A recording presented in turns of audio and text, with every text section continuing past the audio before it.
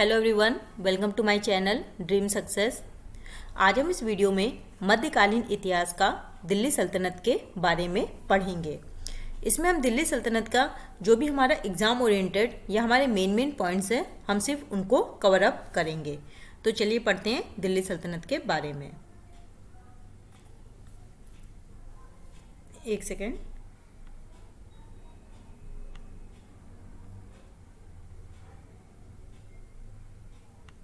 ठीक है, तो सबसे पहले देखिए दिल्ली सल्तनत के अगर हम राजवंश देखें, ठीक है, तो इसमें से जो हमारा सबसे पहला है गुलाम वंश। ठीक है, दिल्ली सल्तनत का टाइम पीरियड अगर आप देख लें तो ये होगा हमारा 1206 से 1526। ठीक, यहाँ पे ये होगा हमारा 1526। ठीक, सबसे पहले है हमारा दिल्ली सल्तनत के राजवंश में गुलाम वंश। ठीक है, गुलाम वंश का हमारा टाइम पीरियड है 1206 से 1290। फिर आता है हमारा खिलजी वंश। खिलजी वंश का टाइम पीरियड है 1290 से 1320। फिर आता है हमारा तुगलक वंश। तुगलक वंश का टाइम पीरियड है 1320 से 1414। फिर आता है हमारा सैयद वंश। सैयद वंश का टाइम पीरियड है 1414 से 1451। फिर आता है हमारा लोधी वंश, और लोधी वंश लास्ट है जिसका टाइम पीरियड है 1451 से 1526। तो इस तरह से ये हमारे दिल्ली सल्तनत के राजवंश हैं। ठीक है, फर्स्ट गुलाम वंश, गुलाम वंश के बाद खिलजी वंश, फिर तुगलक वंश, फिर सैयद वंश, फिर लास्ट हमारा लोधी वंश। अब हम वन बाय वन करके इन सब के बारे में पढ़ेंगे। ठीक है, पहला हम देखते हैं गुलाम वंश। ठीक है, सबसे फर्स्ट हमारा गुलाम वंश। अब हम नेक्स्ट पढ़ते हैं, आगे गुलाम वंश के बारे में देखते हैं। ठीक, ये देखिए गुलाम वंश। ठीक है, जो आपको टाइम पीरियड पता ही है 1206 से 1290। तो गुलाम वंश के इसको हम स्लेव डायनेस्टी भी कहते हैं। गुलाम वंश, अभी आपको इसका पता चल जाएगा कि इसमें जो भी शासक थे, ठीक है, वो बेसिकली गुलाम थे। इस वजह से इस जो वंश को नाम दिया गया वो गुलाम वंश कहा गया। अब इसके जो देखिए प्रमुख शासक हैं, अगर आप देखें तो ये कुतुबुद्दीन ऐबक, ठीक है, इल्तुतमिश, रजिया सुल्तान, मुइजुद्दीन बहरम शाह, अलाउद्दीन मसूद शाह, ये हमारे नासिरुद्दीन महमूद, बलबन, और लास्ट हमारा कैकुबार। ठीक है, अब इसमें से हम जो हमारे मेन जो एग्ज़ाम में पूछा जाता है, जैसे कुतुबुद्दीन ऐबक के बारे में, ठीक है, इल्तुतमिश, रजिया सुल्तान, ठीक है, ये हमारे कुछ इंपॉर्टेंट है जिनको भी हम आगे देखेंगे इनके बारे में। कुतुबुद्दीन ऐबक का जैसे टाइम पीरियड देखिए 1206 से 1210, इल्तुतमिश का 1210 से 1236, रजिया सुल्तान का 1236 से 1240, और इसी तरह बाकी के आप देख लीजिए। ठीक है, बाकी के शासकों का टाइम पीरियड। तो गुलाम वंश के बारे में चलिए देखते हैं। कुतुबुद्दीन ऐबक से स्टार्ट करते हैं। अब जैसा कि आप देखेंगे यही हमारे इस वंश का जो गुलाम वंश के संस्थापक थे कुतुबुद्दीन ऐबक हैं। ठीक है, तो अभी हम देखते हैं, ये देखिए कुतुबुद्दीन ऐबक के बारे में। ठीक है, कुतुबुद्दीन ऐबक गुलाम वंश का संस्थापक था। ठीक है, और इसके कुतुबुद्दीन ऐबक के बारे में देखिए कि जो मोहम्मद गौरी था, उन्होंने पृथ्वीराज चौहान को, जो तराइन का दूसरा युद्ध हुआ था 1192 में, उसमें पृथ्वीराज चौहान को जो हराने के बाद आपने गुलाम जो कुतुबुद्दीन ऐबक था उसको दिल्ली का राज सिंहासन सौंप दिया। तो बेसिकली ये जो कुतुबुद्दीन ऐबक था ये मोहम्मद गौरी का गुलाम था। ठीक है, मोहम्मद गौरी ने जब पृथ्वीराज चौहान से तराइन का दूसरा युद्ध लड़ा था, उसमें पृथ्वीराज चौहान की हार हो गई थी। तब मोहम्मद गौरी ने जो दिल्ली का राज सिंहासन था इसको अपने गुलाम कुतुबुद्दीन ऐबक को सौंप के चला गया था। फिर देखिए कुतुबुद्दीन, नेक्स्ट हमारा देखिए कुतुबुद्दीन ऐबक ने कुतुब मीनार का निर्माण शुरू करवाया। ठीक है, शुरू करवाया था इन्होंने, कंप्लीट नहीं कराया। अभी जब आगे देखेंगे, ठीक है, इल्तुतमिश उन्होंने कंप्लीट कराया। और इसकी जो मौत कैसे हुई थी, चौगान खेलते समय। ठीक है, एक गेम है ये, चौगान खेलते समय घोड़े से गिर जाने के कारण कुतुबुद्दीन ऐबक की मृत्यु हो गई थी। ठीक, चलिए नेक्स्ट पढ़ते हैं इल्तुतमिश के बारे में। ठीक है, इल्तुतमिश, तो अब देखिए जो कुतुबुद्दीन ऐबक जो थे उसका जो गुलाम था इल्तुतमिश था। ठीक है, इल्तुतमिश कुतुबुद्दीन ऐबक के गुलाम थे, ये भी गुलाम हुए। इसी वजह से मैंने बताया था कि जो ये वंश था इसका नाम गुलाम या स्लेव डायनेस्टी इसको बोला जाता है। तो जो कुतुबुद्दीन ऐबक का गुलाम था इल्तुतमिश ने दिल्ली को अपनी राजधानी बनाया, और इसने ही मतलब जो इल्तुतमिश ने ही राजधानी को लाहौर से दिल्ली शिफ्ट किया। और इल्तुतमिश ने कुतुब मीनार का निर्माण पूरा करवाया। देखा, अभी जो आपने देखा कुतुबुद्दीन ऐबक, उन्होंने निर्माण शुरू करवाया था, और जो इल्तुतमिश थे इन्होंने निर्माण पूरा करवाया। चलिए आगे देखते हैं रजिया सुल्तान के बारे में। ठीक है, ये भी एग्जाम में काफ़ी पूछा जाता है इनके बारे में। तो रजिया सुल्तान अकेली महिला थी जो दिल्ली के सिंहासन पर बैठी, और हरियाणा के कैथल में रजिया सुल्तान और अल्तुनिया कौन थे? रजिया सुल्तान के पति, इनकी हत्या कर दी गई थी। और हरियाणा के कैथल में ही रजिया सुल्तान का मकबरा है। ठीक, तो ये जो हमारे गुलाम वंश के जो 3 इम्पॉर्टेंट थे, कुतुबुद्दीन ऐबक, इल्तुतमिश, रजिया सुल्तान, जो कि एग्ज़ाम में काफ़ी पूछा जाता है, हमने इनके बारे में देखा। अब हम नेक्स्ट वंश के बारे में पढ़ेंगे। अब इसी में देख लीजिए जो हमारा कैकुबाद थे, ये गुलाम वंश का अंतिम शासक था। ठीक है, अब हम पढ़ेंगे नेक्स्ट वंश खिलजी वंश के बारे में। ठीक है, गुलाम वंश के बाद आया हमारा खिलजी वंश, जिसका टाइम पीरियड है 1290 से 1320। और इसके ये 3 प्रमुख शासक देखिए। पहला है जलालुद्दीन खिलजी। ठीक है, इसका टाइम पीरियड है 1290 से 1298। फिर आता है हमारा अलाउद्दीन खिलजी, इनका टाइम पीरियड है 1296 से 1316। फिर लास्ट हमारे आते हैं मुबारक शाह खिलजी, इनका टाइम पीरियड है 1316 से 1320। चलिए 1 बाय 1 करके एक एक के बारे में पढ़ते हैं। सबसे पहले पढ़ेंगे जलालुद्दीन खिलजी के बारे में। ठीक है, तो इनका देखिए, जो जलालुद्दीन खिलजी थे ये खिलजी वंश का संस्थापक था, और इसका जो असली नाम था वो था मालिक फिरोज। ठीक है, और सन 1293 में जलालुद्दीन खिलजी ने दक्षिण भारत पर हमला किया, और जलालुद्दीन खिलजी ने देवगिरी के राजा रामचंद्र देव पर हमला किया। ठीक, ये है जलालुद्दीन खिलजी के बारे में। अब नेक्स्ट देखते हैं हम अलाउद्दीन खिलजी। ठीक है, जो अलाउद्दीन खिलजी था वो जलालुद्दीन खिलजी का दामाद और भतीजा था। ठीक, और अलाउद्दीन खिलजी ने ही, जो जलालुद्दीन खिलजी था उसकी हत्या करके खुद को नया शासक घोषित किया था, है ना। इसने ही अपने इसको जलालुद्दीन खिलजी को मार के अपना बैठ गया था गद्दी पे। अलाउद्दीन खिलजी के बारे में अगर आप नेक्स्ट स्टोरी अभी देखेंगे कोहिनूर हीरा। ठीक है, अभी तो इनके पहले हम कुछ निर्माण कार्य देखते हैं, इसके बाद हम देखेंगे कोहिनूर हीरे के बारे में।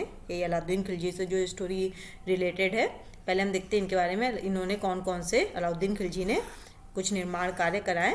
पहला इन्होंने बनाया हौज खास, अलाई का दरवाज़ा, अलाई मीनार और सिरी फोर्ट, इनके द्वारा बनाए गए थे। ठीक है, इनके निर्माण कार्य थे।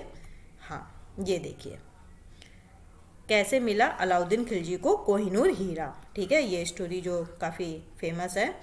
तो अलाउद्दीन खिलजी का जो कमांडर था मलिक कफूर, उसने क्या किया था, तेलंगाना के जो राजा प्रताप रुद्रदेव पर हमला किया, और जो प्रताप रुद्रदेव से ही मलिक कफूर ने कोहिनूर हीरा ले लिया, और वो कोहिनूर हीरा लाके उसने अलाउद्दीन खिलजी को भेंट कर दिया। और ये जो कोहिनूर हीरा था ये हैदराबाद में गोलकुंडा के खानों से मिला था। ठीक है, ये जो अलाउद्दीन खिलजी का कमांडर था मलिक कफूर, इसने तेलंगाना के राजा प्रताप रुद्रदेव पर हमला करके उनसे ये हीरा, कोहिनूर हीरा लिया था। ठीक है, चलिए आगे देखते हैं। फिर आते हैं हमारे मुबारक शाह खिलजी। ये जो है ये इस वंश के अंतिम शासक थे। देखिए, मुबारक शाह खिलजी अलाउद्दीन खिलजी का बेटा था, और वो खिलजी वंश का अंतिम शासक भी था। तो यहाँ हमारा ये खिलजी वंश यहाँ कंप्लीट होता है। अब हम आगे नए वंश के बारे में देखते हैं। तो अभी हमने पढ़ लिया गुलाम वंश, खिलजी वंश। अब हम पढ़ेंगे तुगलक वंश के बारे में। ठीक है, ये देखिए तुगलक वंश, जिसका टाइम पीरियड है 1320 से 1325। तो तुगलक वंश के जो शासक हैं हमारे, इनका देख लीजिए, गयासुद्दीन तुगलक फर्स्ट 1320 से 1325। उसके बाद मोहम्मद बिन तुगलक 1325 से 1351। फिर आते हैं फिरोज शाह तुगलक 1351 से 1388। फिर लास्ट है हमारे नसीरुद्दीन महमूद तुगलक 1394 से 1414। ठीक है, अब हम देखते हैं एक एक के बारे में पढ़ते हैं। सबसे पहले आएंगे गयासुद्दीन तुगलक। जैसे पता ही है गयासुद्दीन तुगलक ये जो है ये तुगलक वंश की इन्होंने शुरुआत की थी। ठीक है, फिर आते हैं मोहम्मद बिन तुगलक। तो ये जो मोहम्मद बिन तुगलक है ये गयासुद्दीन तुगलक का बेटा था, इनका बेटा था। ठीक है, और मोहम्मद बिन तुगलक का जो असली नाम था वो था जौना खान। ठीक है, ये देखिए, सॉरी एक सेकेंड, जौना खान, ये देखिए ये एग्ज़ाम में काफ़ी पूछा जाता है। मोहम्मद बिन तुगलक का अगर असली नाम जौना खान था। ठीक है, चलिए आगे देखते हैं।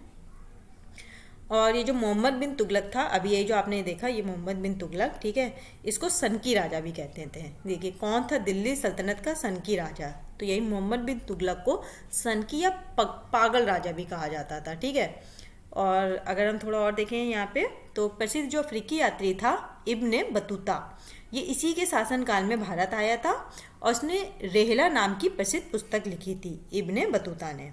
इस पुस्तक के अनुसार मोहम्मद बिन तुगलक ने राजपुताना, कश्मीर और ये बलूचिस्तान को छोड़कर पूरे भारत पर कब्जा कर लिया था।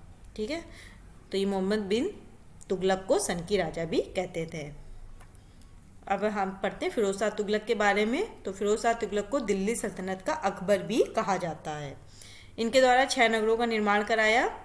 देखिए, पहला हिसार, फतेहाबाद, फिरोजपुर, फिरोजशाह कोटा, फिरोजाबाद, जौनपुर। ठीक है, ये सब फिरोज शाह तुगलक के द्वारा कराए गए निर्माण कार्य थे। चलिए आगे देखते हैं। लास्ट हमारा ये नसीर उद्दीन महमूद तुगलक, जो कि तुगलक वंश का अंतिम शासक था। तो यहाँ पे हमारा कंप्लीट होता है तुगलक वंश। तो अभी तक हमने देखा गुलाम वंश, खिलजी वंश और तुगलक वंश। चलिए आगे देखते हैं। आगे हमारा होगा वंश कौन सा? सैयद वंश। ठीक है, ये देखिए सैयद वंश। सैयद वंश का मतलब इतना इम्पोर्टेंट है नहीं, बस इसमें यही मतलब याद रखिएगा कि जो खिलजी खां हैं, ठीक है, ये सैयद वंश के संस्थापक हैं। और इनके मतलब ये देख लीजिए बस कि खिलजी खान का टाइम पीरियड 1414 से 1421, उसके बाद आते हैं मुबारक शाह, फिर आते हैं मोहम्मद शाह, फिर आते हैं अलाउद्दीन आलम शाह। इसका वही टाइम पीरियड है 1414 से 1451, सैयद वंश का टाइम पीरियड। ठीक है, इसके आप ये याद रखिएगा। एक सेकेंड, सॉरी, एक सेकेंड गाइस। ठीक है, हाँ, तो इसका बस यही आप याद रखिएगा कि खिलजी खां, मुबारक शाह, मोहम्मद शाह, अलाउद्दीन आलम शाह। इस वंश के बारे में वैसे एग्जाम में ज़्यादा पूछा नहीं जाता है, बस इतना याद रखिएगा खिलजी खां जो थे वो सैयद वंश का, देखिए खिलजी खां सैयद वंश का संस्थापक था। ठीक है, चलिए आगे देखते हैं। फिर लास्ट है हमारा दिल्ली सल्तनत का सबसे लास्ट वंश है जो लोधी वंश। ठीक है, इसमें एग्जाम में काफ़ी पूछा जाता है। चलिए इसके बारे में देखते हैं।